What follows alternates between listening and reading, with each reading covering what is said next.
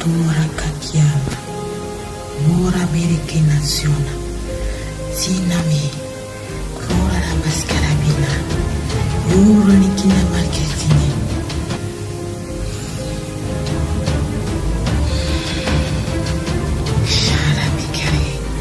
Shara Mikane, Uro Makarani Sumi, Uro Makarani Sumi, Uro Kamarani Sumi.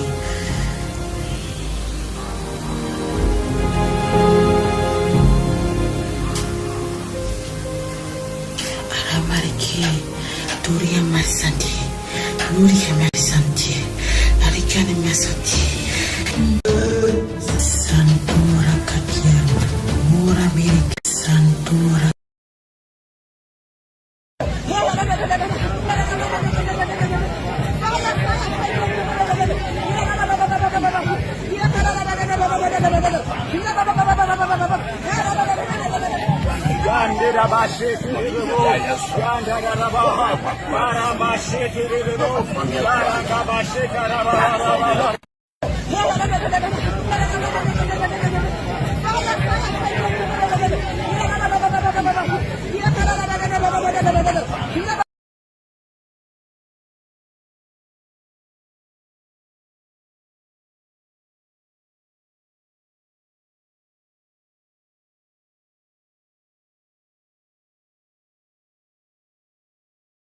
Mes chers frères et sœurs, nous poursuivons avec le chapitre 2 du livre Actes des Apôtres, le chapitre du jour qui fait l'objet de cette étude. En ce grand jour du samedi de l'an de grâce 2019, nous sommes le 25 mai. Nous sommes en direct pour poursuivre cette étude. Après donc les étapes à suivre pour recevoir le Saint-Esprit, retournons au verset 4. Actes chapitre 2, verset 4. Alors, lisons à nouveau ce verset, verset 4. Et ils furent, les 100 hommes environ, comme je vous ai dit, et ils furent tous remplis du Saint-Esprit et se mirent à parler en d'autres langues selon que l'Esprit leur donnait de s'exprimer. Notons, mes frères et sœurs, que les disciples ne parlaient pas en langue selon que leur intelligence personnelle leur donnait de s'exprimer, ou selon qu'ils imitaient les autres qui parlaient. C'est le Saint-Esprit qui leur inspirait les paroles qui sortaient de leur bouche. Aujourd'hui, il y a une très grande confusion entre le vrai parler en langue et les contrefaçons et astuces psychologiques et émotionnelles inventées de plus en plus dans ces pseudo-églises sous l'inspiration des démons. Il y a même des soi-disant églises où on vous apprend à parler en langue avec des exercices de respiration, d'aspiration ou de production de syllabes ou d'onomatopées. Il y a des églises comme ça de plus en plus où on va vous aider. Et dans ces églises, entre guillemets, il y a des chrétiens pieux, sincères, de bonnes personnes apparemment, mais qui vont vous enseigner des méthodes psychologiques pour vous amener à parler en langue. Le Saint-Esprit n'a pas besoin de votre aide. Dieu n'a pas besoin de votre aide. Le Saint-Esprit n'a pas besoin d'astuces psychologiques. Et pour ceux qui ne le savent pas, l'adage « aide-toi et le ciel t'aidera », cet adage « aide-toi et le ciel t'aidera » n'est pas un verset biblique. Il y a une sœur qui disait qu'elle pensait que c'était un verset biblique. Dieu n'a pas besoin de ton aide. Les gens, à force d'attendre de recevoir le parler en langue, il y a des pasteurs qui organisent des cours bibliques, des séminaires, à l'issue duquel vous entrez dans une chambre, vous allez dans un coin, on commence à vous apprendre les techniques pour parler en langue. C'est diabolique. Si vous n'avez pas rempli les conditions qu'on venait d'énumérer, vous ne recevrez jamais la puissance du Saint-Esprit et vous ne parlerez jamais en langue. On a vu comment les chrétiens doivent d'abord se dépouiller de la mauvaise vie passée et déposer cette mauvaise vie passée devant la croix de Christ avant de recevoir le baptême du Saint-Esprit. toutes ces tactiques et astuces de contrefaçon du Saint-Esprit que les faux pasteurs inculquent aux gens, vous vendent pilule de nos jours. Pourquoi? Parce que les chrétiens ne veulent pas se dépouiller, se débarrasser de leur vie passée. Ils ne veulent pas l'étaler devant la croix de Christ. Ils veulent ce qui est moins cher. Ils ne veulent pas payer le prix de la repentance. Ils ne veulent pas payer le prix de demander à Dieu avec ferveur sans cesse. Ils ne veulent pas payer le prix de porter leur croix, de crucifier leur chair dans la croix de Christ. Ils ne veulent pas payer le prix d'attendre le Saint-Esprit patiemment avec louange. Alors, qu'est-ce qu'ils font? Ils cherchent les recettes miracles, les astuces psychologiques à 2 balles, à 2 sous, moins cher que les pasteurs leur vendent, les faux pasteurs en passant, qui ne sont que des contrefaçons diaboliques inspirées par les démons. Ces chrétiens ne veulent pas étaler leur mauvaise vie, se dépouiller leur vie passée, leur mauvaise vie, l'étaler sur devant la croix de Christ. Mes frères et sœurs, soyez en alerte. Fuyez la contrefaçon du diable et recherchez l'authentique. Et l'enseignement d'aujourd'hui a pour but de rétablir l'authentique. Il y a tellement eu de confusion, il y a eu de contrefaçon, s'agissant du Saint-Esprit. Plaise à Dieu, l'authenticité à travers cet enseignement d'aujourd'hui est en train d'être restaurée. Beaucoup de gens reçoivent la puissance du Saint-Esprit sans avoir éprouvé, sans savoir discerner si ça vient de Dieu ou pas.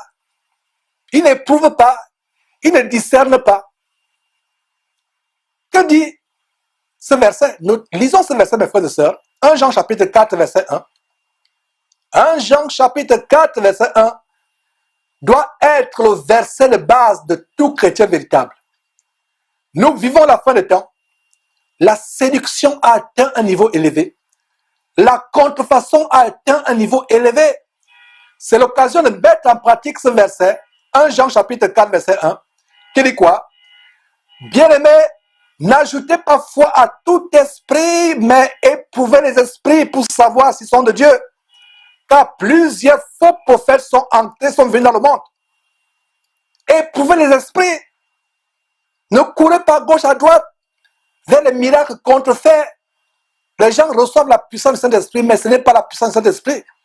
Et vous blasphémez, vous participez même au blasphème, inconsciemment sans le savoir, en associant au Saint-Esprit des choses démoniaques, mais vous ne le savez pas. Je vous parlais d'une histoire d'une sœur qui s'est approchée de moi, qui me dit: oh Georges, j'ai parlé en langue. C'était, je ne sais pas, en 2011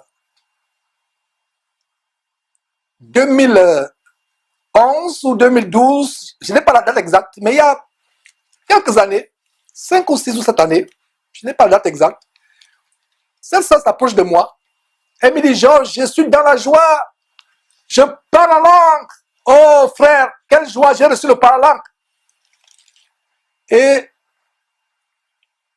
le Saint-Esprit a mis du doute dans mon cœur par rapport à ce parlant que cette sœur prétendait avoir reçu.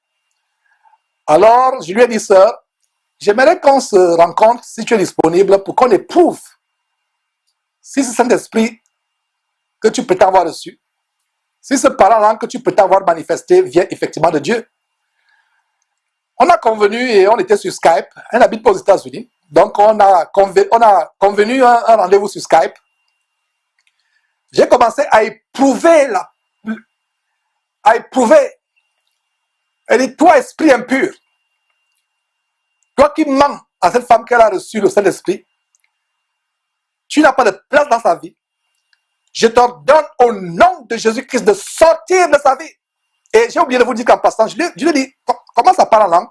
Elle a commencé à parler en langue, mais j'ai discerné la contrefaçon. J'ai discerné quelque chose de courant. Parce que quand on dit parler en langue, c'est une langue. Actuellement, je suis en train de parler en français. C'est une langue. Mais aujourd'hui, Nous avons des onomatopées telles que le baba baba baba baba baba baba.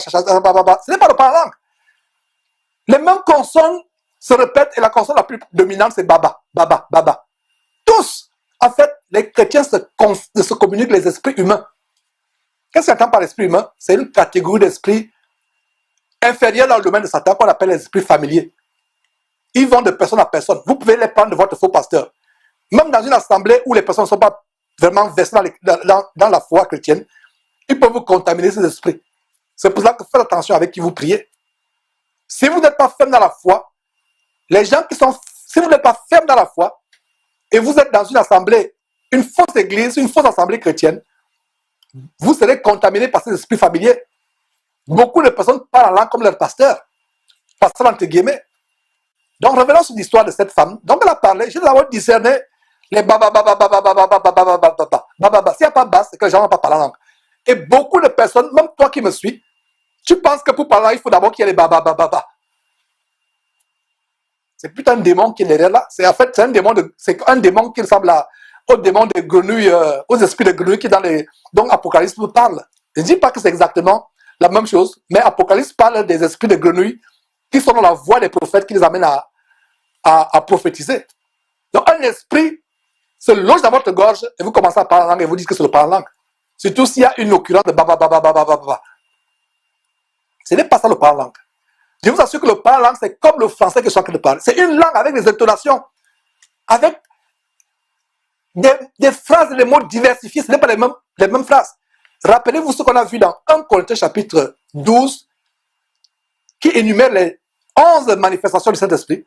Une des manifestations, le parler en langue. Regardez comment 1 Corinthiens chapitre 12 parle du parler en langue. Diversité de langues. Ce n'est pas les baba baba tous les jours, c'est la diversité des langues, mes frères et sœurs. Diversité des langues. Diversité des langues. Ce n'est pas le baba baba, c'est 1 Corinthiens chapitre 12 verset 10. Le don du parler en langue est appelé en 1 Corinthiens chapitre 12 verset 10 la diversité des langues. Ça vous montre que ce n'est pas les baba baba baba. Chaque jour baba baba, chaque jour baba baba, les mêmes choses. Si vous parlez en langue les mêmes choses, ce n'est pas le parler en langue. Stoppez cette connerie. Excusez-moi l'expression, mais c'est la vérité, ça vient du diable. C'est une foutaise, c'est la poubelle. Et demandez à Dieu de vous faire baptiser du parler en langue de manière authentique. Ce n'est pas le parler en langue, c'est le blasphème du Saint-Esprit. C'est le blasphème, ce n'est pas le parler en langue. C'est de la foutaise, c'est de la poubelle, c'est de la boue. Recherchez le parler en langue véritable. Donc si vous parlez en langue, c'est les mêmes mots, les mêmes mots, les mêmes mots, les mêmes mots. Et dans l'abomination dans laquelle j'étais, pendant 24 ans, je rends grâce à Dieu, je sais que ce n'est pas par là où j'ai reçu mon parler en langue. Quand ils se rendent compte que vous parlez les mêmes choses, qu'est-ce qu'ils font? Il y a des séances où on vous aide. Je dis bien séances. Ce n'est que chez les gens qui font la divination qu'il y a des séances. Donc, mes mots ne sont pas utilisés par hasard. Donc, dans le ministère de la Voix internationale, c'est une abomination où j'ai passé 24 ans avant que Dieu m'en délivre. Quand ils se rendent compte que vous faites d'abord, pour que vous parlez en langue, ils vous amènent à aspirer. Vous aspirez. Vous aspirez. Montrez-moi dans quel verset où avant de parler en langue, les gens ont aspiré. On vous dit aspirez, aspirez. Et ils vont vous citer 1 Corinthiens chapitre 12, verset 31 qui dit aspirer aux dons spirituels. Non. Quand l'apôtre Paul disait aspirer aux dons spirituels, il ne savait pas il ne disait pas de faire l'acte physique d'aspirer. J'espère que mes petits frères qui sont au Cameroun, qui me suivent, et mes belles-sœurs, mes beaux-frères, etc., qui me suivent, qui sont au Cameroun, qui sont encore dans cette abomination du ministère de la Voix, et vous tous qui êtes encore dans cette abomination de la Voix, je crois Dieu que vous allez vous repentir de ce blasphème, renoncer à ce blasphème, commencer à prier Dieu véritablement. Et je me rappelle dans le ministère de la Voix, ces cours de réception. Je vais revenir sur le témoignage de la sœur. Restez tranquille, je n'ai pas perdu me fil des idées. Je sais de quoi je sais ce que je suis en train de faire. Et dans ces abominations du ministère de la Voix, regardez, il y avait les cours bibliques payants. Vous payez $100 environ, je ne sais pas combien c'est maintenant, pour recevoir un cours. Et dans ce cours, à l'issue de ce cours, on vous dit que vous allez recevoir le Saint-Esprit. Quand Pierre se rend chez Corneille, est-ce que le Seigneur Jésus a envoyé Pierre chez Corneille en disant que après l'évangélisation, après les enseignements bibliques que tu vas donner, à l'issue, il aura un cours. Mais dans le ministère de la voix, à l'issue de cet enseignement, il y aura la réception du baptême du Saint-Esprit.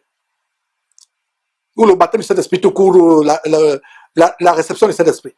Non! Dieu nous surprend. Dieu nous surprend. Pierre n'est pas parti ayant en tête que je vais leur prêcher la parole de Dieu et ils vont recevoir le baptême du Saint-Esprit, ils vont parler en langue. Dieu nous surprend. Donc, chaque cours, et ils vous font même déjà le programme.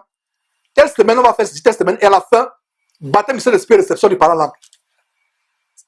Quand je regarde l'analyse, je me dis, Seigneur, c'était la contrefaçon, c'était la fausseté. Donc, ma prière, c'est que mes parents à la chair, qui sont encore au Cameroun, puissiez-vous comprendre cet enseignement et sortir de là. Je rends grâce à Dieu de ceux qui a certains qui me suivent déjà par le satellite en Afrique à la télévision. Et je crois que cette vidéo, quand elle sera postée au cet enseignement, s'ils sont encore suivre même en direct, ils vont se repentir. Repentez-vous comme je me suis repenti. Examinons la parole de Dieu et ayons la mentalité bérienne. Les Juifs de Béré qui examinaient chaque jour la parole de Dieu pour voir si ce qu'on a enseigné était exact.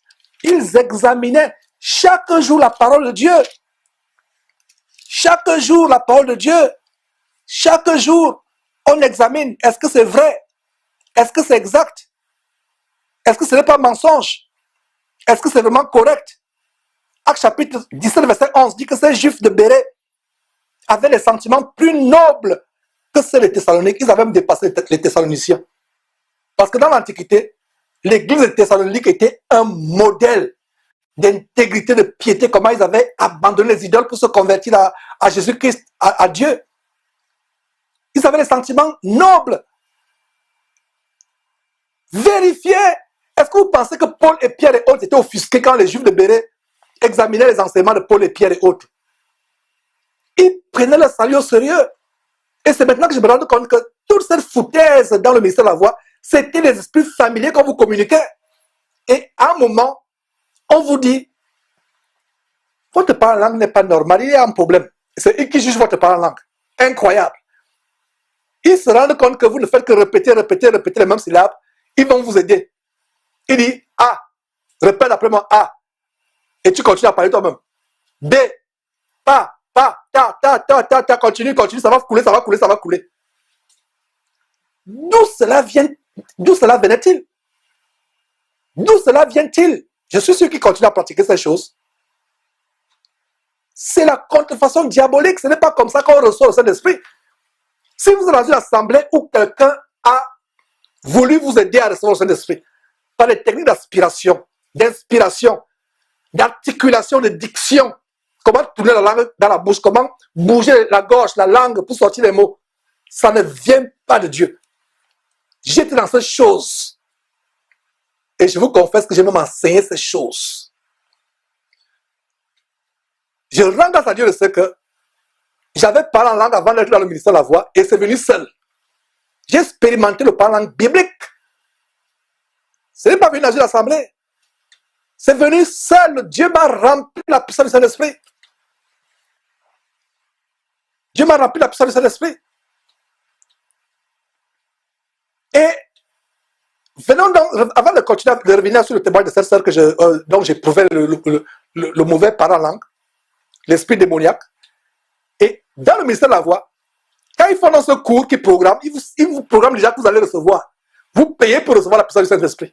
Ah, mes frères et sœurs, quelle abomination. Quand je pense comment j'ai vendu moi ces cours, comment j'amène les gens, j'inscrivais les gens, j'étais tellement zélé, mais dans la fausseté, que Dieu m'a fait grâce de commencer à lire la Bible par moi-même. Et le vrai Saint-Esprit a commencé à ouvrir les yeux, à m'ouvrir les yeux sur les choses que j'enseigne. Et ce n'est que quoi? Ce n'est que la promesse de Jean chapitre 14, verset 26. Le Saint-Esprit vous conduira dans toute la vérité.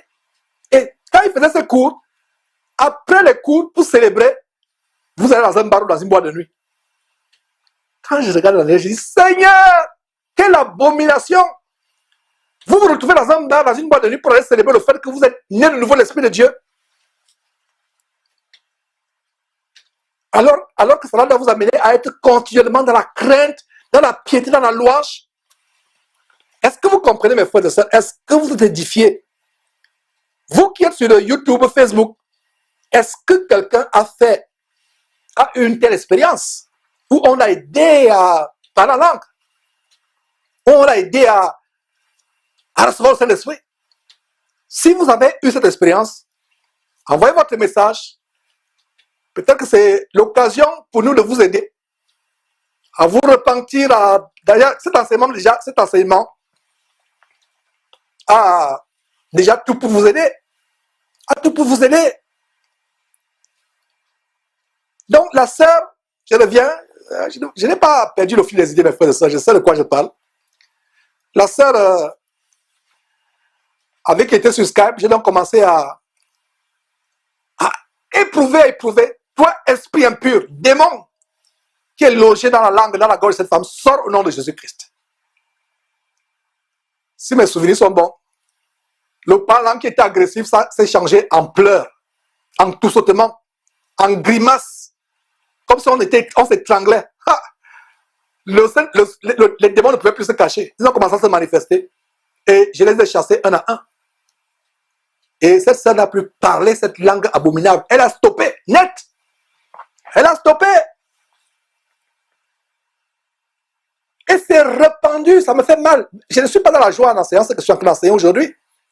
Pourquoi 99% d'expérience de réception du Saint-Esprit dans la chrétienté aujourd'hui, c'est démoniaque. Puis cet enseignement, vous bénir, distribuer cet enseignement autour de vous.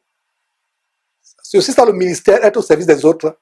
Suivez cet enseignement et amenez les autres à le suivre. Amenez les autres à le suivre. Pour aider, nous sommes là pour aider les gens. Regardez. Les gens ne veulent pas se dépouiller de leur vie passée. Ils veulent garder leur vie de péché, mais ils veulent recevoir la puissance du Saint-Esprit. Ils veulent le beurre et l'argent du beurre. Vous voulez le beurre? Débarrassez-vous de l'argent. Donnez l'argent. Abandonnez l'argent et on va vous donner le beurre. Mais vous voulez et le beurre et l'argent du beurre. Non, c'est pas comme ça que ça se passe.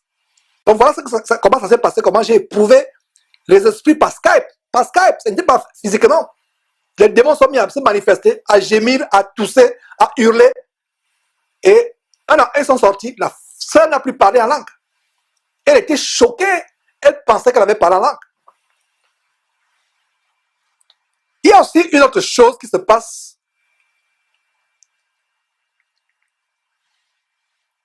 Quand nous parlons en langue, et c'est un grand mystère, nous commençons à entrer petit à petit dans les bienfaits du parler en langue. Et en passant, avant de donner cette chose, c'est que quand vous recevez la puissance du Saint-Esprit, vous ne faites pas les choses bizarres. Je vais évoquer ces choses en profondeur. Comme aujourd'hui, vous voyez les gens se baptiser dans l'eau, ils poussent des hurlements, ils rampent comme des serpents, ils crient comme des orang-outans, ils aboient comme des chiens. C'est la preuve que c'est les démons. Vous ne pouvez pas être baptisé et commencer à hurler. On va voir des grandes choses. Mais déjà, allons en profondeur. J'aimerais qu'on ait ces versets devant nos yeux. En 1 Corinthiens chapitre 14, verset 14. Le jour où ils ont parlé en langue, quelque chose est passé. Quelque chose de tellement grand. Le jour de la Pentecôte. Et plus tard, s'il y a un chapitre que vous devez approfondir dans le Nouveau Testament pour comprendre les choses relatives au Saint-Esprit et particulièrement au parler en langue, lisez 1 Corinthiens chapitre 14. Étudiez minutieusement tout mot dans le chapitre 14 de 1 Corinthiens. Je n'ai pas dit 2 Corinthiens. 1 Corinthiens chapitre 14, c'est le chapitre que vous devez étudier minutieusement. Plaise à Dieu. Si Dieu me donne longue vie et si le Seigneur Jésus ne revient pas quelque temps, nous allons approfondir plus tard aussi, comme nous avons fait avec Genèse, comme nous sommes en train de faire avec Actes. On va aussi faire l'étude verset après verset de 1 Corinthiens, de 2 Corinthiens. Mais aujourd'hui, regardons ce verset sur votre écran. Car si je prie en langue, donc parler en langue, c'est prier aussi en langue. Donc, les deux termes sont interchangeables. Quand vous parlez en langue, c'est comme si vous priez en langue. Donc, car si je prie en langue, mon esprit est en prière, mais mon intelligence est stérile. Ça signifie quoi? En d'autres termes, mon intelligence ne contribue aucunement, nullement dans le processus du parler en langue. L'intelligence est stérile. Comme dans le cas, ce n'est pas comme dans le cas avec l'apprentissage des langues humaines. Quand vous allez dans une classe pour apprendre l'anglais ou le chinois ou le russe, votre intelligence n'est pas stérile, votre intelligence est productive. Vous devez réfléchir sur les mots, vous devez répéter ce qu'on vous enseigne. Votre intelligence est tellement productive. Elle est active. Elle n'est pas stérile. Mais dans le parler en langue, ce verset est tellement grand. Parce qu'il y a des gens qui disent, mais parler en langue, c'est même quoi? C'est quoi le parler en langue? C'est quoi? Pourtant, c'est là, c'est dans votre Bible. C'est que vous ne lisez pas votre Bible. Et si vous la lisez vite, vous la survolez, vous ne la lisez pas assidûment. Avant de lire la Bible, demandez à Dieu de vous guider. Faites votre prière, dit Seigneur, je m'apprête à faire ma lecture biblique. S'il te plaît, ouvre mon intelligence afin que je comprenne les choses difficiles, afin que je ne sois pas distrait, afin que je ne survole pas les choses qui sont importantes. Le Seigneur va vous conduire. Le Seigneur Dieu va vous conduire. Donc, ce verset 14 de 1 Corinthiens chapitre 14 dit, car si je prie en langue, mon esprit, l'esprit de Dieu, l'esprit que vous avez reçu de Dieu en vous, c'est lui qui est en prière, mais votre intelligence demeure stérile. Demeure stérile. Votre intelligence ne contribue pas à l'apprentissage, comme dans le cas avec les langues humaines. Donc, ces faux pasteurs, je reviens encore, ou ces fausses églises où on vous fait les pratiques d'articulation de parler en langue, ça ne vient pas de Dieu. Est-ce que Dieu donne les dons imparfaits? Posez-vous la question. Que dit la Bible? Tout don parfait et toute grâce excellente viennent du Père de lumière, duquel il n'y a pas de changement, ni honte de variation. Dieu vous donne le parler en langue et il est imparfait. Il faut d'abord que le pasteur vous dise, répète A, tu dis A, répète bababa, tu dis bababa, pour avoir la fluidité dans le parler. Non! Quand Dieu te met à parler en langue, c'est une langue complète. Ce n'est pas comme les langues humaines. Les langues humaines, un bébé naît, il commence à parler petit à petit, commence à parler. Il s'applique au fur et à mesure. Il n'en est pas de même avec le parler en langue. L'Esprit de Dieu est parfait. Et l'Esprit de Dieu ne peut pas vous donner des choses imparfaites. Est-ce que vous avez compris? Donc, si vous recevez un parler en langue, il faut que quand vous faites des cours pour bien articuler, pour bien sortir, fuyez, détalez de cet endroit comme la mort. Vous êtes dans une église entre guillemets qui enseigne les doctrines des démons.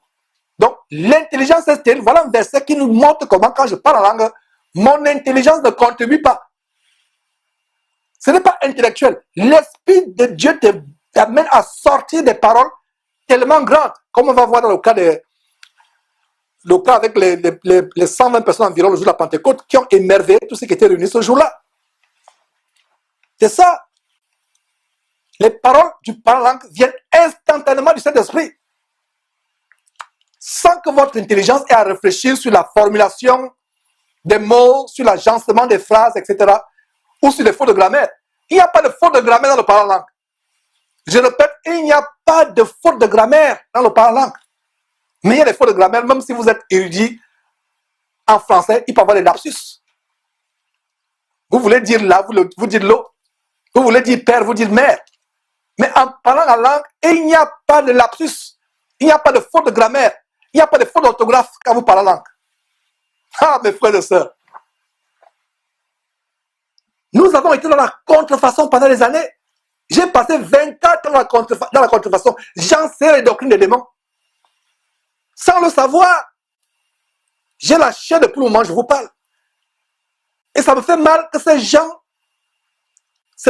parmi ces gens à qui j'enseigne les doctrines des démons, certains peut-être sont mortes. Certaines personnes parmi elles sont mortes sans connaître la vérité. Ils vont se retrouver en enfer. Mais je rends grâce à Dieu. La même grâce qui a été accordée à l'apôtre Paul, je crois que c'est la même grâce qui est dans ma vie. L'apôtre Paul, quand il a fait tuer Étienne, approuvant le meurtre d'Étienne, il le faisait par ignorance. Mais ça me fait mal humainement dans ma chair. Comment j'ai participé à enseigner des doctrines démoniaques. Le parler en langue, c'est une puissance. Il y a une sœur en crise avec nous, qui est au studio actuellement. Elle avait parlé en langue dans sa chambre, il y a des années. Seule. Elle avait parlé en langue dans sa chambre. Elle n'a pas eu besoin d'imposition des mots de quoi que ce soit. Ou qu'on lui fasse des cours de grammaire, des cours de grammaire du parlant langue. Il y a les grammairiens du parlant langue. Les grammairiens. Ils devraient plutôt aller à la Sorbonne faire la grammaire de langue française. Ils doivent vous apprendre à articuler, à formuler les phrases, à agencer. Regardez à quel niveau nous sommes tombés dans le corps de Christ. Et vous allez comprendre en suivant cet enseignement que 99%, 99,99% des manifestations de réception du Saint-Esprit et de parlant sont contrefaites dans la chrétienté aujourd'hui. Vous voyez une femme qui parle en langue, mais quand vous la voyez, c'est comme une mise de prostituée. Le Saint-Esprit est en train pour la faire parler en langue, mais le Saint-Esprit ne lui a pas fait changer la perruque qui lui fait ressembler à un lion. Ou les talons qui lui font dandiner comme un cobra sur le point d'attaquer quelqu'un. Non. Mais c'est seulement le Saint-Esprit. Mes frères et sœurs, je dois être dur avec vous pour que vous montrez à quel point, pour titiller votre bon sens. Si un frère continue à voler, à mentir, à tromper son épouse, le Saint-Esprit est ancré dans sa vie pour le faire parler en langue, mais le Saint-Esprit ne l'amène pas à être fidèle à son épouse ou à abandonner le sexe avant le mariage. Est-ce que vous comprenez, mes frères et sœurs, à quel point nous sommes arrivés? Cet enseignement sur le parler en langue et sur la réception du Saint-Esprit de manière authentique, sur la réception authentique du Saint-Esprit, c'est le genre d'enseignement qui doit être véhiculé. Vous comprenez donc pourquoi la Bible dit large est le chemin qui mène en enfer à la perdition. Beaucoup sont ceux qui passent par là. Resserré est le chemin qui mène à la vie éternelle. Peu sont ceux qui les trouvent. Il n'est pas dit peu sont ceux qui passent par là. Pour le chemin large, vous n'avez pas besoin. Trouver n'est pas un problème. Vous passez pour le chemin large. C'est tellement évident que tout le monde passe par là. Mais pour le chemin étroit, il n'est pas dit que peu passent par là. Peu sont ceux qui les trouvent. Donc, avant même de passer par là, il faut trouver. Et même quand tu as trouvé, c'est difficile de passer par là. Beaucoup ont pu trouver le chemin étroit, mais ils n'ont pas la force de passer par là, c'est difficile. Est-ce que vous comprenez? Je pense qu'aujourd'hui, je viens de comprendre un détail additionnel dans ce verset. Le chemin large de la perdition, beaucoup sont ceux qui passent par là. Ils n'ont pas besoin de le trouver, c'est évident. Mais le chemin étroit, peu sont ceux qui les trouvent. Et même ceux qui l'ont trouvé n'arriveront pas à y passer. Et vous comprenez donc comment ce sera comme au temps de Noé, où toute la terre a été engloutie par l'eau. Mais combien de personnes furent sauvées? 8 personnes. Ce genre d'enseignement et d'avertissement doivent nous remplir de crainte. Beaucoup de chrétiens ont une assurance démesurée de leur salut qui vont aller au ciel. Comme l'histoire en 2015, en septembre, fin de septembre, ces chrétiens, y compris ceux avec qui nous prions, qui attendaient à aller au ciel. Ils ont démissionné sur leur boulot, ils ont écrit des lettres à leurs parents. Aujourd'hui, ils sont où?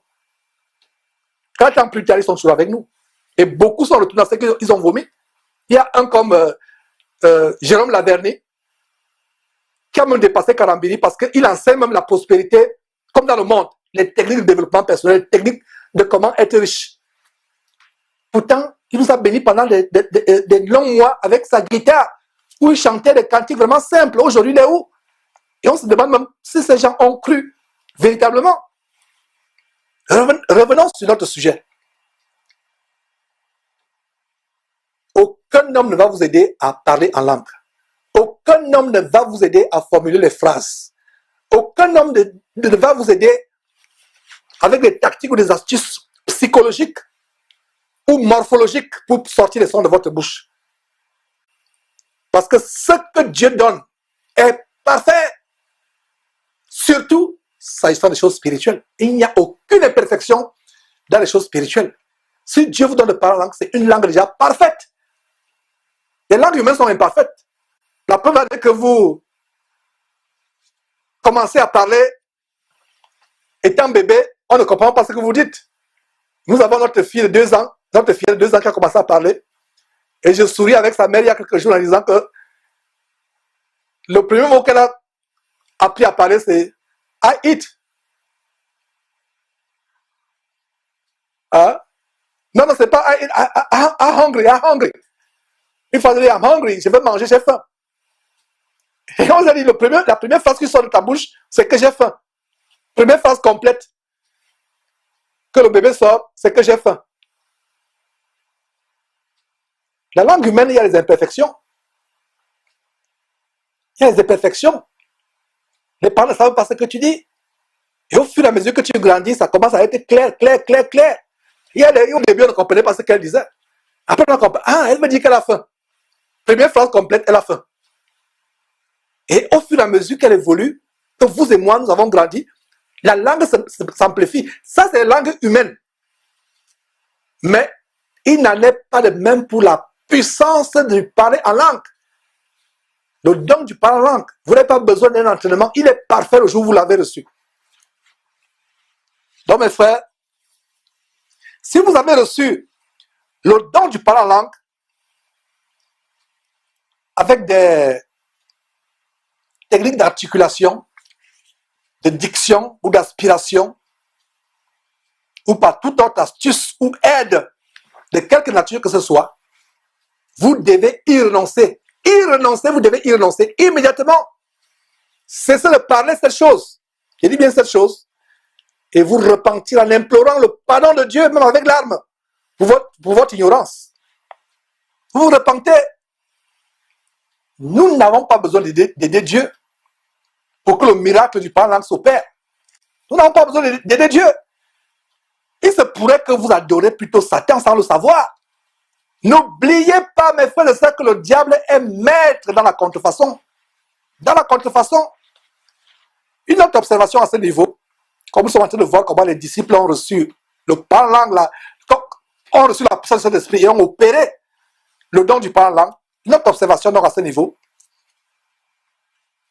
et je l'ai annoncé il y a quelques instants, ces disciples qui ont reçu le Saint-Esprit le jour de la Pentecôte ne sont pas mis à agir de manière incontrôlée, comme des démoniaques, comme s'ils étaient possédés par les démons. Si quelqu'un dit qu'il vous fait recevoir le Saint-Esprit, ou qu'il vous baptise d'eau, et vous commencez à hurler comme un orang-outan, ou à vous contorsionner comme un mamba vert, ou à être en transe, ou à rouler au sol, c'est la preuve que c'est un démon qui entre en vous. On a fait une vidéo où cet abominable pasteur chante du Congo, Moïse bien baptise les gens dans une eau remplie de ces sirènes qu'il adore.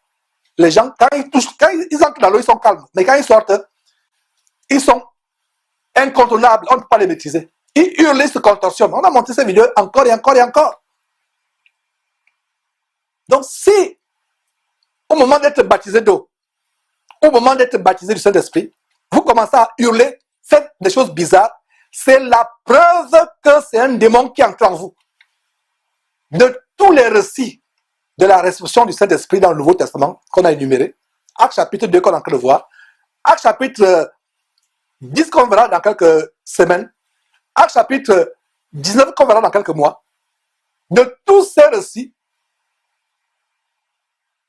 en commençant par Jésus-Christ lui-même, on voit comment à la fin du chapitre 3 de Matthieu, il est baptisé par Jean-Baptiste dans le feu Jourdain, et en même temps aussi le Saint-Esprit descend sur lui. Il est calme. À supposer que Jésus commence à tomber, il tombe à gauche, à droite, il tombe à gauche, à droite, il est incontrôlable au point de vouloir se noyer dans le Jourdain. Ce n'est pas la puissance du Saint-Esprit. Vous voulez que je vous dise avec quelle parole? Mais j'espère que vous comprenez déjà ce que je viens de vous dire. J'espère que vous comprenez. Donc de tous les récits sur le baptême du Saint-Esprit, sur le baptême d'eau, en commençant par Jésus-Christ lui-même, tout se passe dans le calme, dans la sérénité. Savez-vous, mes frères et sœurs, qu'il y a un verset qui nous révèle comment l'Esprit de Dieu, que les vrais serviteurs de Dieu reçoivent, c'est un esprit qui nous est soumis. Découvrons cela ensemble, mes frères et sœurs, à 1 Corinthiens chapitre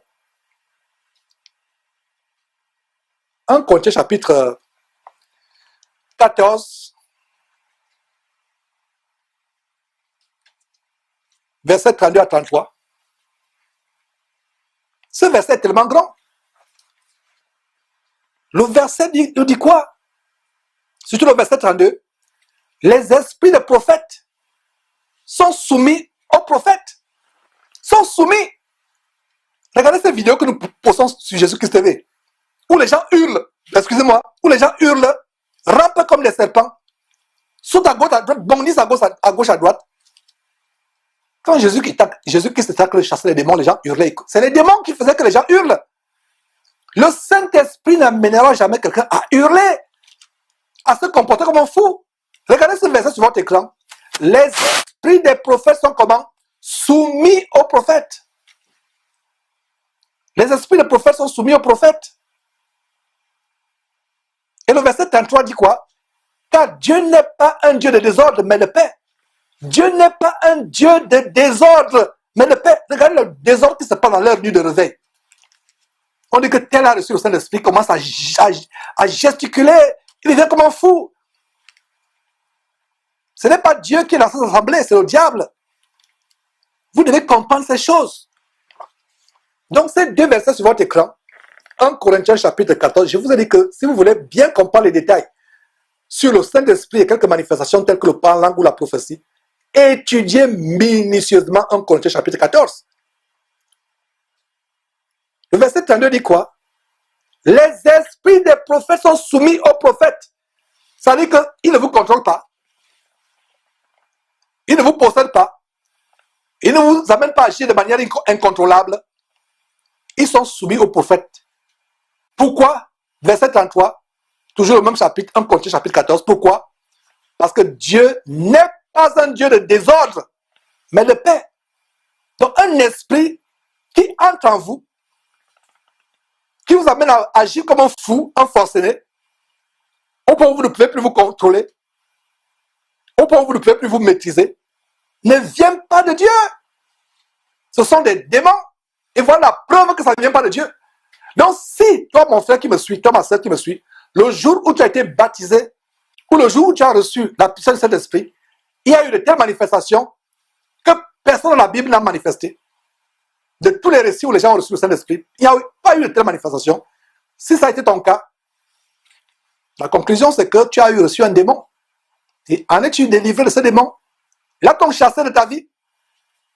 Vous voyez pourquoi nous disons fuyez, fuyez, fuyez comme la mort, ces faux pasteurs. Fuyez, fuyez, fuyez leur camp de concentration qui mène en enfer. Fuyez pour votre vie. Fuyez. C'est ça. Les esprits des prophètes sont soumis aux prophètes. Dieu n'est pas un Dieu de confusion, de désordre. Donc de tous les récits du Nouveau Testament, les récits de réception du Saint-Esprit, en commençant par Jésus, tout se passe dans le calme, dans la sérénité. Est-ce que vous saviez, mes frères et sœurs, que la Bible parle d'un faux esprit que les gens peuvent recevoir? Le saviez-vous? Allons dans 2 Corinthiens, le deuxième livre aux Corinthiens, chapitre 11, verset 4. Si vous ne savez pas qu'il y a un faux esprit que les gens peuvent recevoir, il est dans la Bible. La Bible nous le révèle dans 2 Corinthiens, chapitre 11, verset 4, qui dit quoi? Si quelqu'un vient vous prêcher un autre Jésus, il y a un autre Jésus. Mes frères et sœurs, le saviez-vous? Jésus, Jésus, Jésus, Jésus, Jésus. Jésus, je t'aime les cantiques. Jésus a fait ceci, Jésus a fait cela. Jésus, Jésus, Jésus. Voilà la révélation qu'il y a un autre Jésus. Mais ce n'est pas ce que je vais vous montrer. Je vais vous montrer qu'il y a un autre esprit que les gens peuvent recevoir. Donc, lisons le verset à nouveau. 2 Corinthiens, pas 1, mais 2 Corinthiens chapitre 11, verset 4. Car si quelqu'un vient vous prêcher un autre Jésus que celui que nous vous avons prêché, ou si vous recevez un autre esprit que celui que vous avez reçu, ou un autre évangile que celui que vous avez embrassé, vous le supportez fort bien. Vous le supportez fort bien. Que dit ce verset? Nous vous prêchons le vrai Jésus-Christ, vous le rejetez. Nous vous prêchons le vrai évangile, vous rejetez. Nous vous prêchons le vrai Saint-Esprit, comme ça on va le faire, le vrai Saint-Esprit, comme ça on va le faire, vous le rejetez. Mais quelqu'un vient avec un faux Jésus, vous l'avalez aisément. Quelqu'un vient avec un faux esprit, vous le recevez et vous êtes en transe, vous tombez, vous trempez comme les serpents, vous êtes content. Quelqu'un vous amène un faux évangile, vous recevez.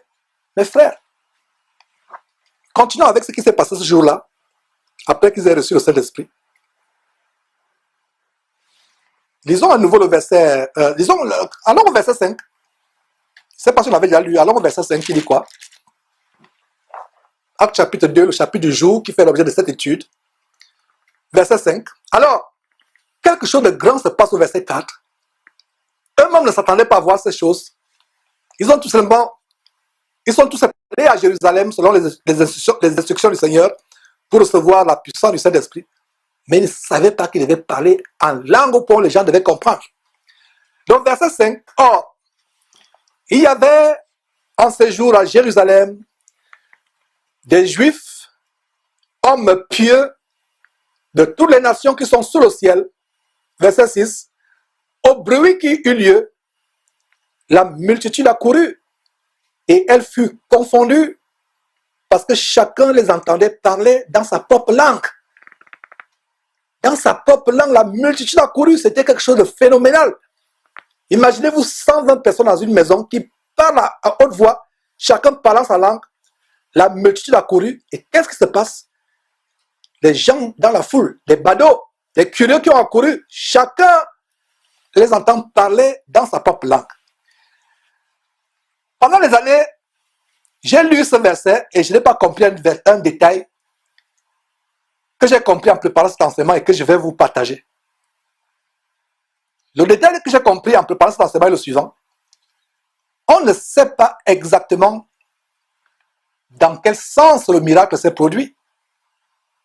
Soit que les Juifs réunis ce jour-là ont reçu la capacité surnaturelle de comprendre dans chacune de leurs langues ce que les disciples disaient en parlant en langue, soit que les disciples ont reçu la capacité surnaturelle de parler les langues de ces Juifs. Nous ne le savons pas avec certitude. Soit que Dieu a converti le parlant langue des disciples en des phrases ou en des syllabes que ces Juifs pouvaient comprendre, soit que les disciples sortaient de leur bouche des paroles dans les langues que ces Juifs parlaient, nous ne le savons pas avec exactitude.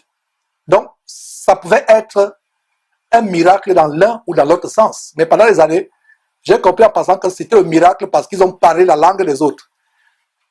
Est-ce que vous comprenez? Est-ce que vous êtes d'accord avec moi? Cet esprit a ouvert mon intelligence à comprendre que voilà, ça pouvait être un miracle dans un sens ou dans un autre. Mais, quel que soit le cas, c'était toujours un miracle. Et il faut noter que la Bible révèle que quand nous parlons en langue inspirée par le Saint-Esprit, seul Dieu nous comprend. Seul Dieu nous comprend, personne ne peut comprendre. À moins que ce soit un miracle qui s'est produit comme le jour de la Pentecôte. Donc le parler langue n'est pas une langue. Il y a des chrétiens qui pensent que parler langue, c'est aller faire une formation et parler le chinois. Pas du tout. On a vu que quand vous parlez langue, on a vu précédemment, quand vous parlez langue, votre intelligence est stérile. Ce n'est pas une capacité venant de votre intelligence. Votre intelligence est stérile. Elle ne fonctionne pas. Donc regardez comment Dieu a mis deux choses parallèles. Et on va voir plus tard ce que c'est prier par le Saint-Esprit et prier par l'intelligence. L'intelligence est bloquée, ne fonctionne pas et ne contribue pas au parlant langue. Je reviens encore sur ces faux pasteurs et ces fausses églises qui font des cours de formation au parlant langue. C'est diabolique. C'est diabolique. Regardez comment je dénonce quelque chose que j'ai pratiqué pendant 24 ans. Quand il s'agit de la vérité, mes frères et sœurs, il faut avoir le courage de renoncer aux pratiques qu'on a faites, et revenir à la parole de Dieu. À la parole de Dieu, c'est pour ça qu'il faut l'étudier encore et encore et encore. Donc, quand nous parlons en langue, partagons cette révélation dans 1 Corinthiens chapitre 14, verset 2. On va passer beaucoup de temps dans 1 Corinthiens chapitre 14. C'est le chapitre du parlant en langue et des choses spirituelles. C'est une grande révélation. Si Dieu n'avait pas révélé à l'apôtre Paul 1 Corinthiens chapitre 14, nous serions dans une grande confusion. Déjà même que malgré 1 Corinthiens chapitre 14, il y a toujours la confusion. Donc, sans 1 Corinthiens chapitre 14, la confusion devait être multipliée par fois 1 milliard, des milliards, des milliards. Parce que malgré ces révélations, il y a toujours la confusion. Pourtant, c'est clair. Ouvrez tout simplement la Bible et étudiez cela. Vous allez voir la vérité. Donc, je disais que personne ne comprend quand vous parlez en langue. Dieu seul comprend. Et cela est dit en 1 Corinthiens, chapitre 14, verset 2. Que dit ce verset? En effet, celui qui parle en langue ne parle pas aux hommes, mais à Dieu. Donc, mon frère, ma soeur, quand tu te mets à parler en langue, ce n'est pas à quelqu'un que tu parles, c'est à Dieu que tu parles. Et nous allons voir la liste des bienfaits du parler en langue. C'est un fichier que vous deviez garder. Les bienfaits, quand vous ouvrez la bouche pour parler en langue, ça vous amène à faire des choses merveilleuses. Et puis cette section qu'on va voir dans quelques instants, galvaniser, booster, motiver les frères et sœurs qui ont perdu depuis des années la pratique du parler en langue. Il y a des frères qui sont en train de suivre cette émission, qui ont reçu authentiquement le parler en langue, qui ne sont pas nombreux à travers le monde, qui ont reçu authentiquement le parler en langue, mais qui ne le pratiquent plus. Ils l'ont enfui au fond du congélateur. Il est déjà congelé. Puis cet enseignement, réchauffer ce congélateur, faire sortir votre parler en langue, vous le ramenez, le décongeler, et l'enflammer à nouveau et parler en langue. Comme l'apôtre Paul disait, je rends grâce à Dieu de ce que je parle en langue plus que vous tous. Beaucoup auront cru que l'apôtre Paul se vantait. Bien des fois, dans les assemblées, on dit des choses, les gens pensent qu'on se vante. Il y a des chrétiens au temps de Paul. C'est mais comment l'apôtre Paul peut se vanter qu'il parle en langue plus que tout le monde? Il ne se vantait pas, c'était pour vous galvaniser. C'était pour vous encourager.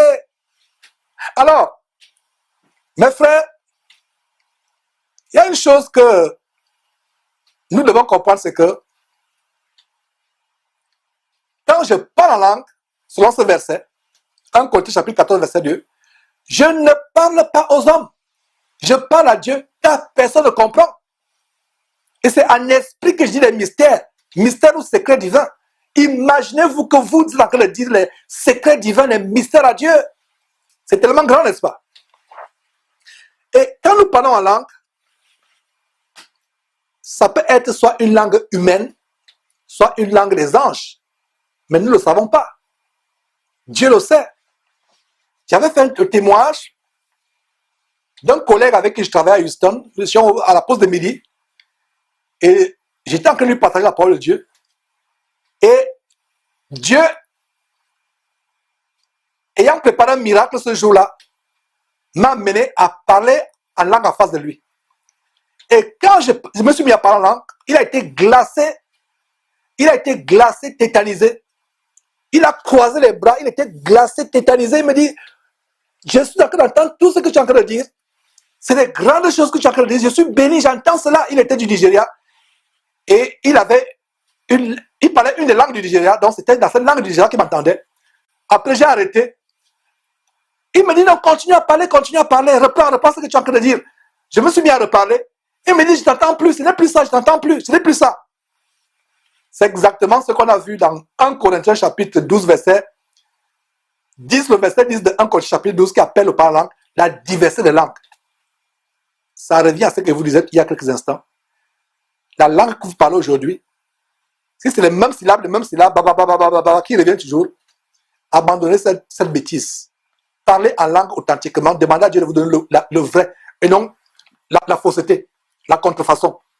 Donc, ce camarade de classe a compris ce parlant ce jour, pas ce camarade de classe, excusez-moi, c'était pas un camarade de classe, ce collègue de travail à la pause de midi a compris ce parlant langue. Mais pour un temps, quand j'ai repris, il me dit, ce n'était plus ça, non, je ne t'entends plus. Voilà comment Dieu a voulu attester ce jour-là des miracles. Ce qui s'est passé le jour de la Pentecôte, moi, votre frère Georges, je l'ai expérimenté avec mon collègue de travail. Pendant un bon bout, il m'entendait, il était béni, il disait, j'entends des choses terribles. Et il me disait qu'il entend des choses qu'on ne peut pas dire dans une langue humaine. Il m'entendait dans sa langue, mais il me dit, c'est tellement profond. Je n'ai jamais entendu quelqu'un adorer Dieu. C'est touchant. C'est touchant. Ça te donne envie d'aller au ciel. C'est pour ça qu'il voulait que je continue. Quand je voulais continuer, il me dit, je n'entends plus. Parce que c'est la diversité des langues. Et vous ne savez pas si vous parlez en langue ou si vous parlez dans une langue humaine, que quelqu'un peut comprendre quelque part, ou si vous parlez la langue des anges. Imaginez-vous, mes frères et sœurs, que vous parlez la langue des anges. Lisons cela dans la parole de Dieu. Ne dites pas que j'invente ces histoires. 1 Corinthiens chapitre 13, qui nous montre au sujet de l'amour. Et laissez-moi vous dire que 1 Corinthiens chapitre 13, c'est la continuation de 1 Corinthiens chapitre 12. Et notez que la Bible originale n'était pas divisée en chapitres et versets. La division de la Bible en chapitres et versets est plus ou moins récente. La Bible était un rouleau. C'est les différences d'éditeurs avec la première Bible. Je ne sais pas si c'est King James ou un peu avant ou bien après. Ils ont commencé maintenant à structurer la Bible en chapitres et versets. Normalement, le chapitre 13 de 1 Corinthiens chapitre 13 et 1 Corinthiens chapitre 12 ne doivent pas être séparés. 1 Corinthiens chapitre 13, c'est la suite logique. C'est la suite logique de 1 Corinthiens chapitre 12. Une manière par le Saint-Esprit de dire, aspirez aux choses spirituelles, mais n'oubliez pas l'amour. L'amour est tout dans tout cela. Donc, 1 Corinthiens chapitre 12 énumère les 11 manifestations du Saint-Esprit. Et immédiatement, 1 Corinthiens chapitre 13 dit, commence en disant, c'est bien d'avoir ces choses-là, ces manifestations du Saint-Esprit, comme il est exposé au chapitre 12, mais ce qui est plus important, c'est l'amour, comme vous demandez ces choses, comme vous manifestez ces choses. Donc c'est la suite. Donc il y a un lien entre le chapitre 12 et le chapitre 13. Et regardez comment le chapitre 13 commence au verset 1, qui est la suite. Normalement, il ne devait pas avoir de division entre le chapitre 12 et le chapitre 13, c'est que la suite. Donc, le chapitre 12 ayant énuméré les 11 manifestations, opérations du Saint-Esprit, engage avec le sujet de l'amour, parce que, regardez d'abord, lisons la fin du chapitre 12, comment le chapitre 12 termine. Le chapitre 12 termine, après avoir énuméré à partir du verset 8, les dons du Saint-Esprit, du verset 8 jusqu'au verset 10, jusqu'au verset 28. Regardez comment le verset 12 termine au verset 31 en disant, le chapitre 12 termine avec le verset 31 en disant, après avoir énuméré ces dons, le chapitre conclut en disant, aspirez aux dons les meilleurs. Donc, parmi les dons que nous venons de vous exposer, moi, Paul, je viens de vous exposer, inspiré par le Saint-Esprit, aspirez aux dons les meilleurs. Et je vais encore vous montrer une voie par excellence. Est-ce que vous voyez? Vous avez compris? Avez-vous compris? Quelle voie par excellence? À savoir que si vous avez tous ces dons-là, s'il n'y a pas l'amour, ça ne vous sert de rien. Et c'est la voie par excellence au chapitre 13. Ah, mes frères et sœurs. Voilà la division droite de la parole de Dieu. Et je suis fier de vous partager ces choses. Tout en espérant que vous avez bien compris cela, mes frères et sœurs. C'est ça. Donc, le verset 12 expose les dons spirituels. Le verset 12 conclut en disant, aspirons dans les meilleurs. Je vais vous montrer une voie par excellence, l'amour. C'est ainsi que le verset 13 commence à partager l'amour. Mais on va lire seulement le verset. Le chapitre 13 commence à partager sur l'amour. On va lire seulement le verset 1. Quand je parlerai les langues des hommes et des anges, si je n'ai pas la charité, je suis un airain qui résonne ou une cymbale qui retentit.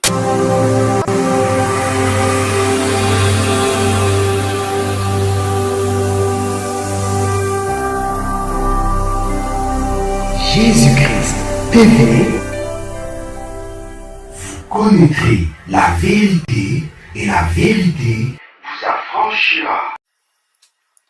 Tous les dons énumérés au chapitre 13, au chapitre 12 de 1 Corinthiens, vous pouvez les manifester, mais il faut avoir l'amour.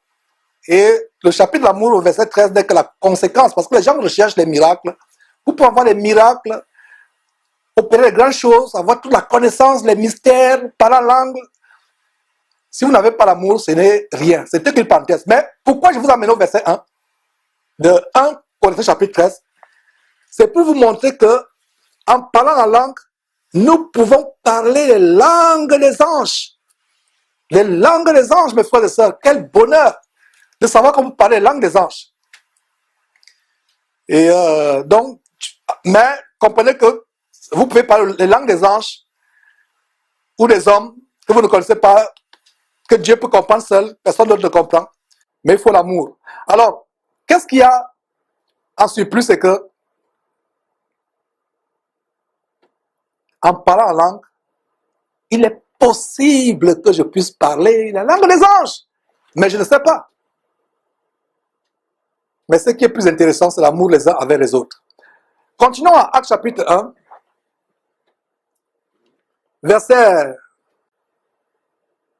plutôt Actes chapitre 2, verset 7. Donc, ces Juifs qui avaient couru à Jérusalem de toutes les régions, ils étaient tous dans l'étonnement et la surprise, et ils se disaient les uns aux autres, voici, ces gens qui parlent ne sont-ils pas tous galiléens? Et comment les entendons-nous dans notre langue, dans notre propre langue à chacun de nous? Je reprends verset 8, et comment les entendons-nous dans notre propre langue à chacun? Dans notre langue maternelle, Parthes, Mèdes, Élamites, ceux qui habitent la Mésopotamie, la Judée, la Cappadoce, le Pont, l'Asie, verset 10, la Phrygie, la Pamphylie, l'Égypte, jusqu'en Égypte, le territoire de la Libye, Libye voisine de Cyrène jusqu'en Libye, et ceux qui sont venus de Rome, juifs et prosélytes, verset 11, Crétois et Arabes. Crétois et Arabes, même les Arabes, comment les entendons-nous parler dans nos langues des merveilles de Dieu? Et comme on vient de voir, notons en passant que ces Juifs dispersés à travers le monde sont venus le jour de la Pentecôte pour adorer. C'était les hommes pieux de toutes les nations qui sont sur la terre. Ils sont venus pour adorer. Donc, ces Juifs dispersés à travers le monde parlaient non seulement l'hébreu, mais parlaient aussi la langue du pays des villes ou des pays où ils résidaient. C'est comme des Juifs qui se retrouvent en Russie pendant des années, qui sont nés là-bas, qui parlent le Russie, qui parlent le russe, excusez-moi, qui parlent le russe, ou des Juifs qui se retrouvent en Chine, qui sont nés là-bas, qui parlent le chinois,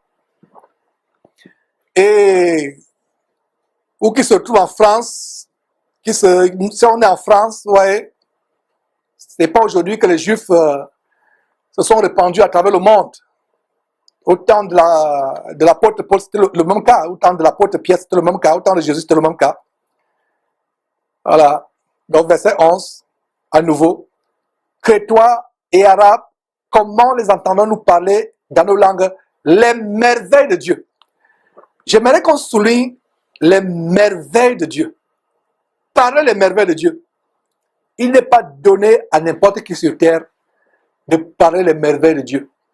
Vous ne pourrez jamais parler véritablement les merveilles de Dieu dans votre langue maternelle humaine. La langue que vous avez apprise depuis votre naissance, qu'on appelle langue maternelle parce que généralement, la langue qu'on apprend vite, que les premières paroles que l'enfant sort de sa bouche, c'est la langue de sa mère.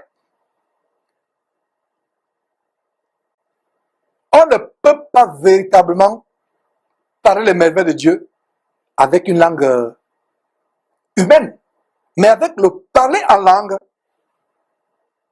Quelle est la révélation ici? Ces gens entendaient comment les disciples parlaient les merveilles de Dieu. Donc ce verset a une très grande révélation au sujet du parler en langue. Quand vous parlez en langue, vous parlez les merveilles de Dieu. Vous parlez des choses extraordinaires au sujet de Dieu, extraordinaires, qui n'est pas donné à n'importe qui de parler. Donc chrétiens, vous êtes des personnes spéciales. Même si le monde pense que nous sommes minables, méprisables, même si le monde pense que nous ne sommes pas civilisés, même si le monde pense que nous sommes les balieux de la terre, nous sommes rendus capables de pouvoir parler les merveilles de Dieu. C'est un grand privilège de pouvoir parler en langue. Je plains les chrétiens qui négligent le parler en langue. Je les plains. Il y a une grande bénédiction à parler en langue. Il y a de très grands bienfaits qui sont attachés au fait de parler en langue. Mes frères et sœurs, voilà donc pourquoi l'apôtre Paul dit à 1 Corinthiens chapitre 14, verset 5, encore le chapitre 14, C'est le chapitre du Saint-Esprit de la foi, du parler en langue. L'apôtre Paul dit, en 1 Corinthiens, chapitre 14, verset 4, non, c'est pas le verset 4, c'est le verset 5. 1 Corinthiens, je désire que vous parliez en langue. Je ne sais pas si on parlait dans ce verset, mes frères et sœurs. Il faut qu'on ait ce verset sous nos yeux. 1 Corinthiens, chapitre 4, 14, verset 5. Je désire que vous parliez tous en langue. Voilà pourquoi aussi, dans 3 récits du Nouveau Testament, où il est dit que les disciples ont reçu le Saint-Esprit, le parler en langue est toujours présent comme première manifestation visible, audible, prouvant qu'on a reçu le Saint-Esprit. Et vous pouvez voir ces 3 récits en Actes chapitre 2 qu'on a train de voir. Actes chapitre 10 avec Corneille et sa famille, chez qui Pierre avait été envoyé. Et Actes chapitre 19 avec les 12 hommes environ de Corinthe. Regardez, 1 Corinthiens chapitre 14, verset 2 dit ceci. En effet, celui qui parle en langue ne parle pas aux hommes, mais à Dieu, car personne ne le comprend, et c'est un esprit qui dit des mystères. Mystères ou secrets divins. Regardez, les gens, le jour de la Pentecôte, ont dit, comment les entendons-nous parler des merveilles de Dieu? Le Saint-Esprit parlant par l'entremise de l'apôtre Paul, nous dit que quand nous parlons en langue, nous disons les mystères. Mystère ou secret divin. Notez que mystère ici, c'est secret divin. Donc, le parler en langue, bien aimés frères et sœurs, est la prière parfaite par excellence. Je reprends. Le parler en langue est la prière parfaite par excellence. Il n'y a pas d'imperfection, un tant soit peu, quand vous parlez en langue. Il n'y a pas d'imperfection quand vous parlez en langue, parce que votre intelligence humaine qui est exposée à la souillure, aux mauvaises pensées, est stérile. Il peut arriver qu'en priant en intelligence, vous êtes en train de prier, Dieu vous êtes constant dans la prière. Pendant que vous priez en intelligence, Satan injecte une mauvaise pensée. Et voilà, ça vous afflige. Pendant que vous étiez en train de prier, une mauvaise pensée traverse votre tête.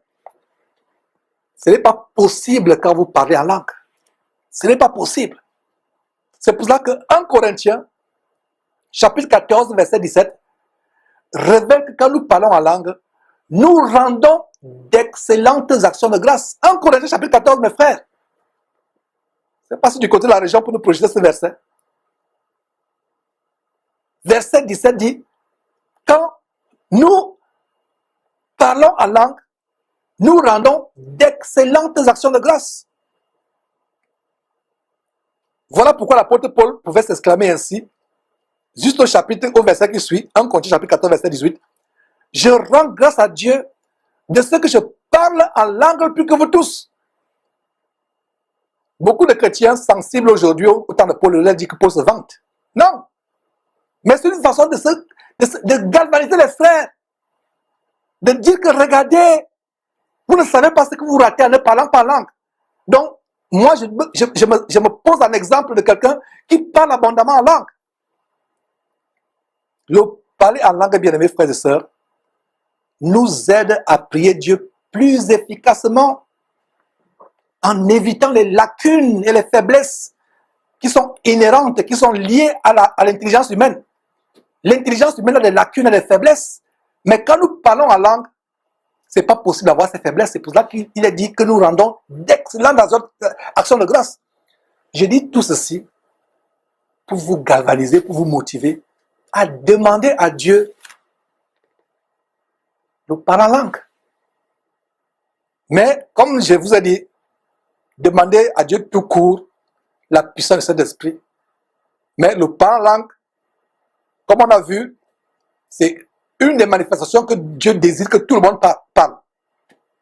Et ma compréhension, c'est que, contrairement à d'autres manifestations du Saint-Esprit, il y a une seule et unique manifestation que Dieu voulait que tous les chrétiens manifestent. C'est le parler en langue, c'est pas par hasard. Donc, chaque fois, de tous les récits où il est dit que les gens ont reçu le Saint-Esprit, la première manifestation sur le parler en langue, parce que c'est tellement important. Dieu est un Dieu qui est dit de louange et d'adoration. Dieu est un Dieu qui est dit d'action de grâce 24 heures sur 24 heures. Alors, c'est normal que Dieu voudrait, c'est normal que Dieu nous donne cette capacité de parler en langue, de parler abondamment en langue, de parler en langue. Donc, je reprends ce que je suis dire, à savoir que quand vous parlez en langue, vous ne pouvez pas commettre les erreurs que vous commettez quand vous parlez dans une langue humaine. Il n'y a pas de lacune. À un moment, vous êtes à court de mots. Quand vous priez par l'intelligence, à un moment, vous ne savez même plus quoi dire. Vous avez fini tous les mots. Ce n'est pas le cas avec le parler en langue. Le parler en langue, c'est comme les sources d'eau vive. Rappelez-vous, Jean chapitre 7, verset 38. Des sources d'eau vive couleront, verset 37 à 38, quand Jésus dit que des fleuves d'eau vive couleront de votre sein. Quand vous parlez en langue, ça coule, ça coule, ça coule. Le parler en langue est parfait. Le parler en langue nous aide à prier Dieu efficacement, sans les faiblesses et les lacunes qui sont liées à la langue humaine. Lisons Romains chapitre 8, verset 27 à 27, vous allez comprendre davantage. Il y a des choses peut-être que vous ne comprendrez pas en suivant cet enseignement pour la première fois. Mais allez le suivre, suivez-le et re-suivez-le. C'est un enseignement qu'il faut suivre 1000 fois, 10 000 fois. Vous comprenez ce que je veux dire, n'est-ce pas? Alors, Romains chapitre 8, verset 26 dit ceci. L'Esprit nous aide dans notre faiblesse. Quel esprit? L'Esprit que les apôtres ont reçu le jour de la Pentecôte. L'Esprit que vous et moi nous recevons aussi. L'Esprit nous aide en quoi? Dans notre faiblesse. En quoi consiste cette faiblesse? Ce verset nous donne en quoi consiste cette faiblesse.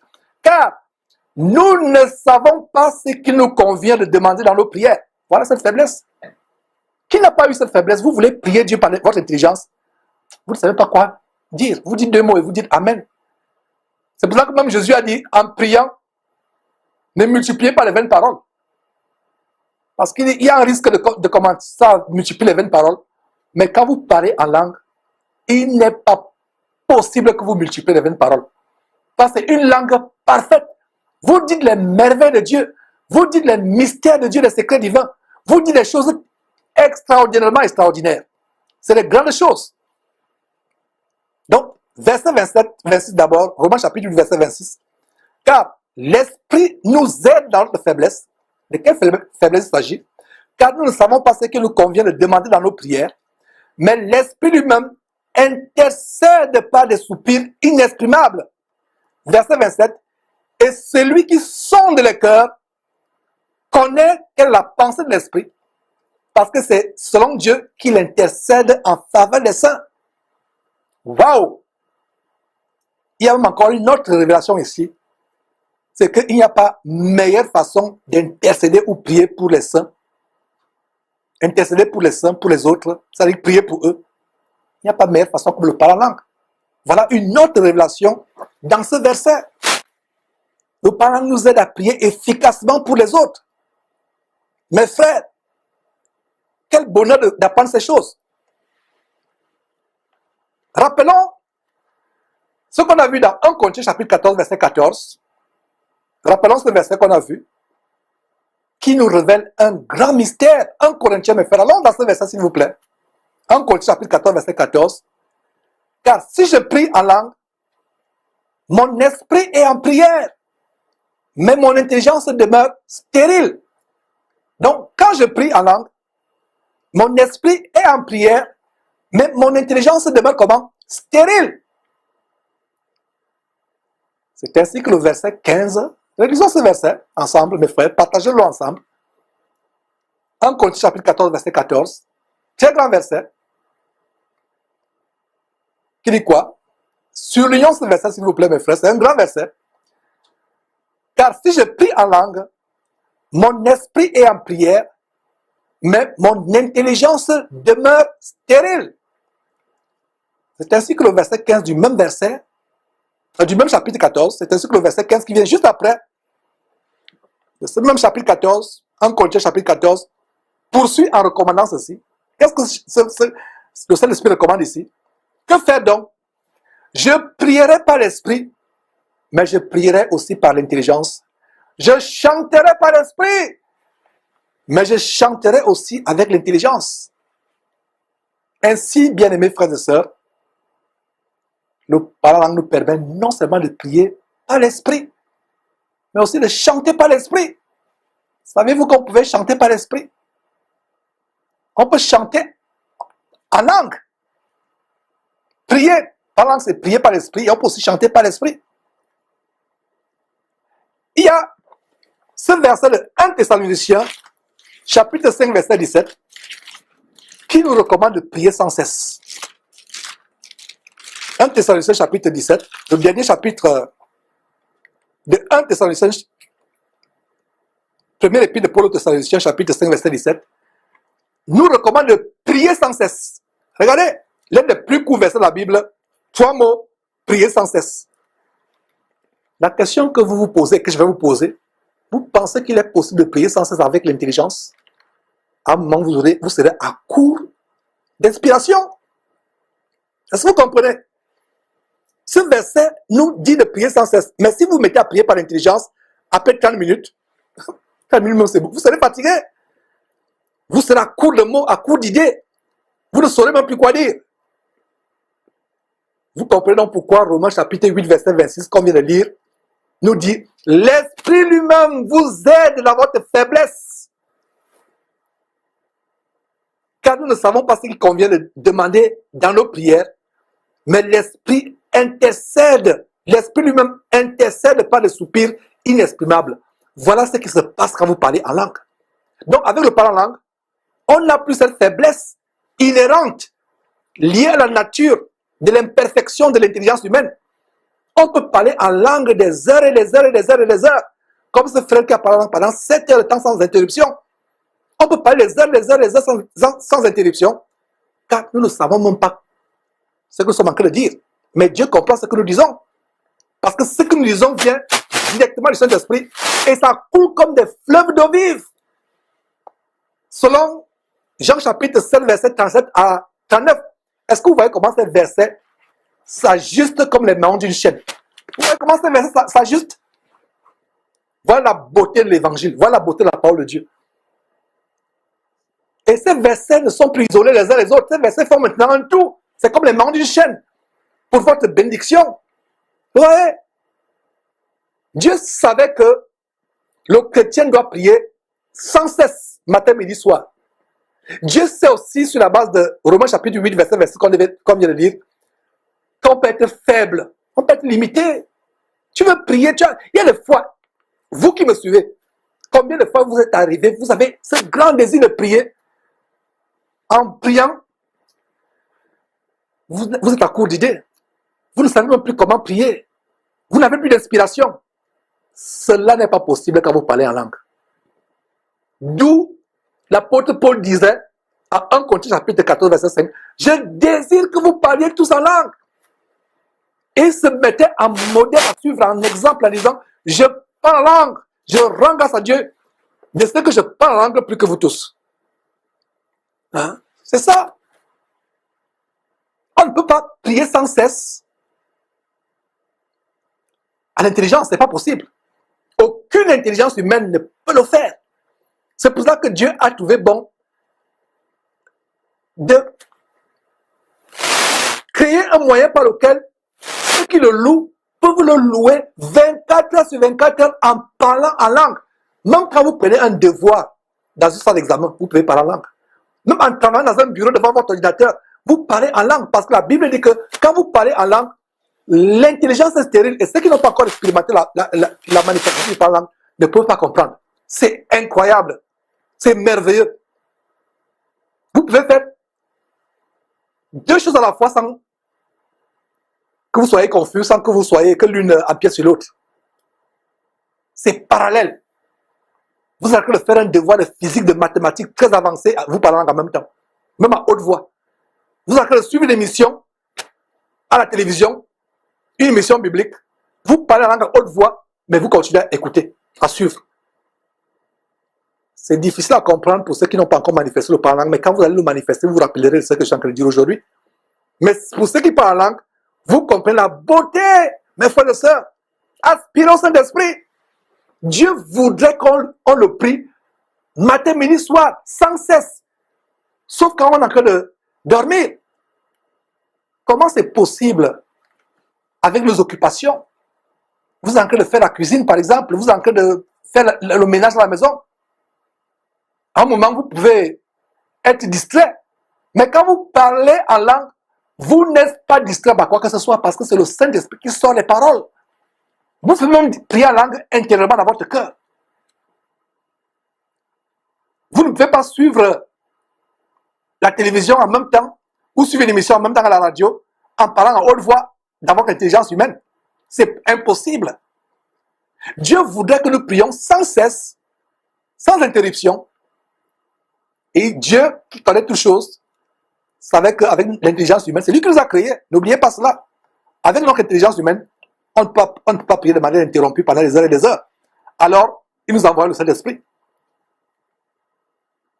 C'est ce qui est bien expliqué dans Éphésiens chapitre 6, verset 18, que je vous prie de lire avec moi. Éphésiens chapitre 6, verset 18, dit quoi?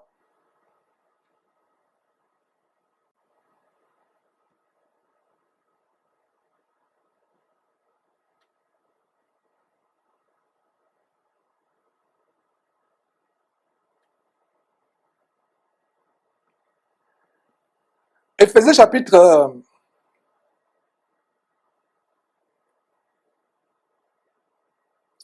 6, verset 18. Faites en tout temps. Faites comment? En tout temps. Pas d'intelligence. C'est ce que vous lisez? Non, non, non, non, c'est pas possible.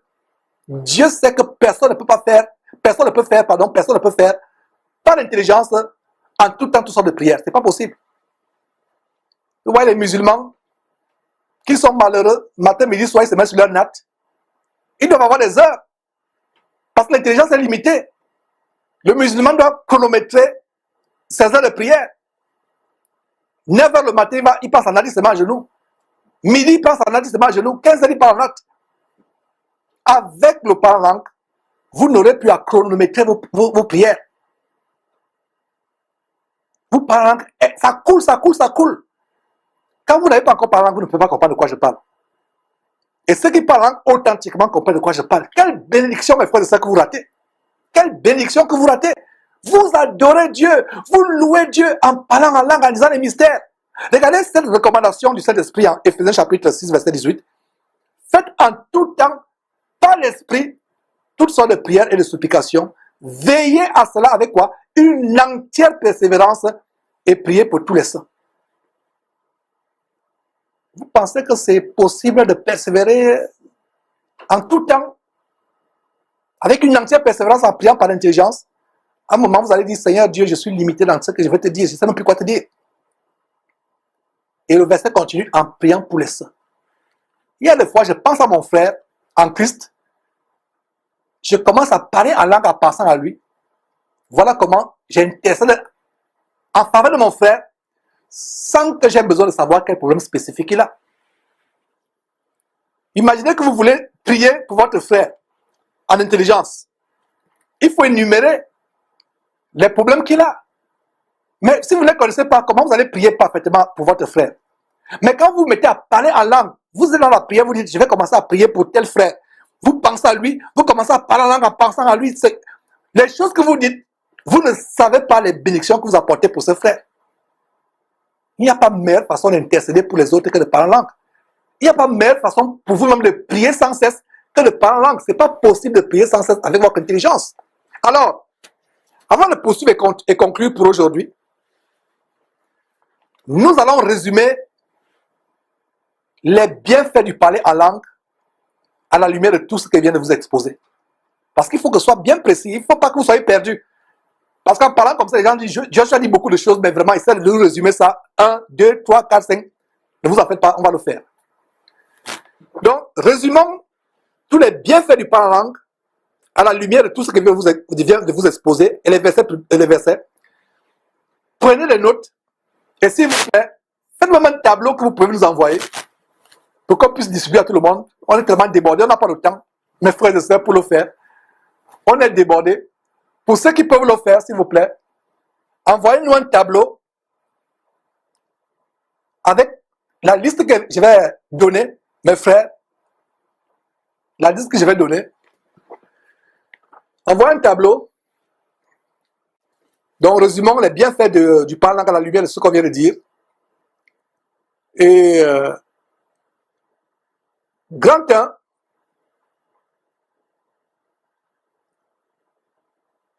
le premier bienfait, donc, grand 1, le parlant nous aide à dire les merveilles de Dieu. On a vu ça dans Actes chapitre 2, verset 11. Et un résumé, on résume tout ce qu'il vient de dire, tout simplement. Donc, grand 1, le parlant nous aide à dire les merveilles de Dieu.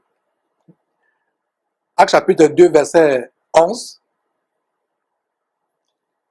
Grand 2, le parlant nous aide à dire les mystères ou secrets divins. 1 Corinthiens chapitre 14, verset 2. C'est tout simplement une petite dictée que vous notiez. En résumé, les 12 bienfaits du parlant que je viens d'énumérer. Encore, cette liste n'est pas exhaustive. Et si vous découvrez notre bienfait, s'il vous plaît, on serait tellement appréciatif, très joyeux de recevoir cela avec vous. Mais ce n'est que 12 points que j'ai pu lister en préparant cet enseignement. Le parlant nous aide à dire les merveilles de Dieu. Premier point, Actes chapitre 2, verset 11. Je lis au pas de course pour qu'on gagne du temps. Et en recevant cet enseignement, plaise à Dieu qui sera posté, vous pourrez mettre pause en recevant. 2. Le parlant nous aide à dire les mystères ou secrets divins. 1 Corinthiens chapitre 14, verset 2. Troisième point, le parlant nous rend capable de parler dans une langue que seul Dieu peut comprendre. Que seul Dieu peut comprendre. 1 Corinthiens chapitre 14, verset 2. Donc, ainsi, quand je parle en langue, ce qui est prié en langue, Satan ne peut pas comprendre. Alors que quand je prie par mon intelligence, à haute voix, Satan peut écouter ce que je dis, sauf si je parle dans mon cœur. Mais quand je parle en langue, Satan est confus, il ne comprend rien, il est furieux, parce qu'il voudrait comprendre ce que je suis en train de dire. Il est furieux, il ne parle, il ne comprend pas ce que je dis. Quand il ne peut rien comprendre, vous comprenez encore pourquoi dans 1 Corinthiens chapitre 14, verset 5, Paul désire que tous les chrétiens parlent en langue. Tous les chrétiens parlent en langue. Quatrième chose, quatrième bienfait du parler en langue, le parler en langue nous permet de dire de plus excellentes actions de grâce à Dieu. 1 Corinthiens chapitre 14, verset 17. Cinquième point, le parler en langue nous aide à prier plus longtemps, tout en tout temps, mes frères et sœurs. Donc, cinquième point, le parler en langue nous aide à prier en tout temps, plus longtemps, et même pendant les heures et les heures, sans interruption. Et là, il y a deux versets, Éphésiens chapitre 6, verset 18, Romains chapitre 8, verset 26. Sixième point, le parler en langue nous aide à supplémenter, à pallier à la faiblesse et aux lacunes inhérentes ou liées à notre intelligence humaine, qui peut nous amener à être à court d'idées, à être à court de mots quand nous prions. Donc encore, Romains chapitre 8, verset 26. Donc avec le parler en langue, les paroles comme les fleuves d'eau vive, intarissables, vont couler au travers de nous, au travers de notre bouche, comme nous parlons en langue. Et c'est ce que Jésus a promis, comme on a vu en Jean chapitre 7, versets 38 et 39. Septième point, le parler en langue nous rend capable de prier par l'esprit et aussi de chanter par l'esprit. 1 Corinthiens chapitre 14, verset 15 et Éphésiens chapitre 6, verset 18. Huitième point, le parler en langue nous permet d'édifier notre homme intérieur. Quand vous lisez dans le Nouveau Testament, homme intérieur, cela signifie l'Esprit de Dieu en vous, la nouvelle personne en vous qui a remplacé le vieil homme. Donc, je reprends, huitième bienfait, huitième point.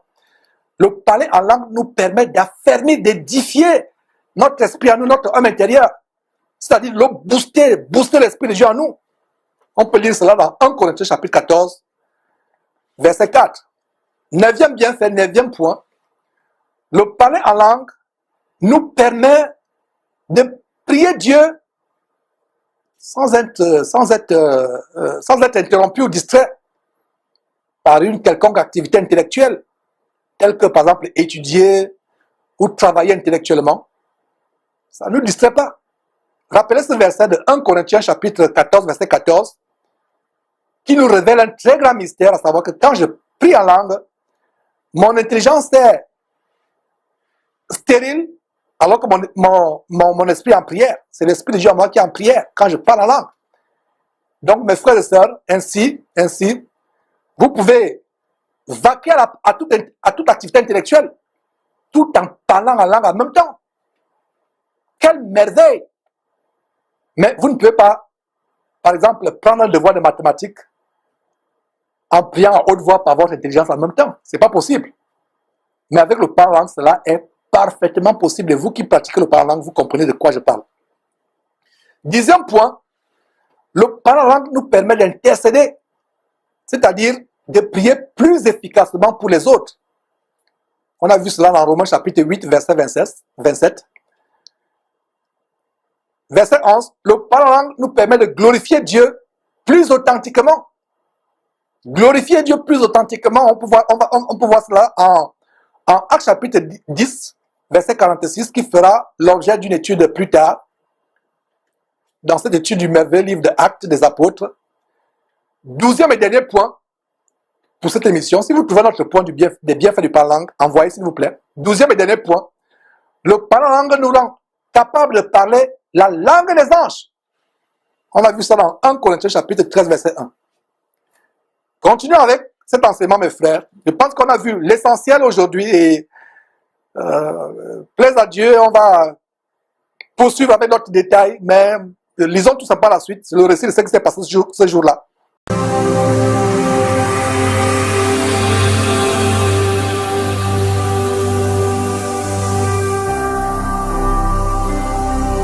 Jésus-Christ TV, vous connaîtrez la vérité et la vérité vous affranchira.